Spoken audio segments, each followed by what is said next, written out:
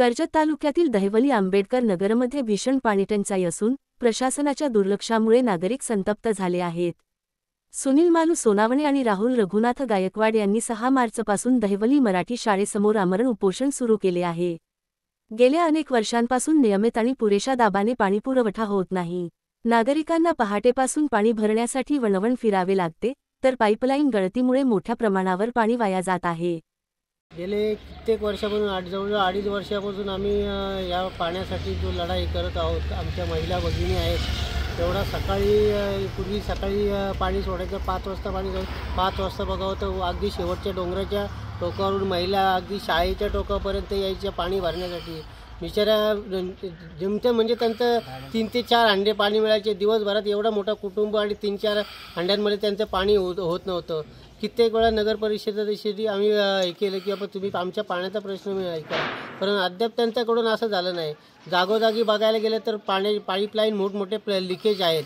त्याच्याबद्दल देखील त्याच्या प्रशासनाला आम्ही कळवलं की तुम्ही लिकेज घ्या, लिकेज काढलं तर कदाचित आम्हाला पाणी पोचेल, ते सुद्धा केले नाही आहेत। आता तुम्ही बघाल या इथे नवीन पाईपलाईन टाकली, 4 इंची पाईपलाईन टाकली, अगदी उघड्यावर टाकलेली आहे। त्याच्यावरून गाडी गेली का दुसऱ्या दिवशी तो पाईप फुटतो, तो देखील त्यांना कित्येक वेळा सांगून केलेलं नाही आहे। तर नगरपालिका प्रशासनाने या गोष्टी गांभीर्याने लक्ष देऊन आणि आम्हाला अगदी शेवटच्या टोकापर्यंत आमच्या महिला भगिनींना पाणी पुरवावं हीच विनंती आम्ही करतो त्यांच्या।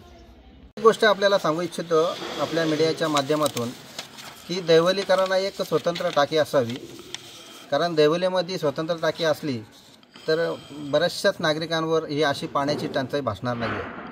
आमच्या दहिवली बौद्ध वस्तीमध्ये पाहिलं तर अजिबात शेवटच्या टोकाच्या घरापर्यंत पाणीच मिळत नाही आहे। जर पाणी येत असेल तर मग आम्हाला याचा वापर करावा लागतो, मशीनचा वापर करावा लागतो, आणि जर आपण इलेक्ट्रिशियन मशीनचा वापर केला पाणी घेण्यासाठी तर त्याला वीज बिल आम्हाला जास्ती प्रमाणात वाढलं जातं।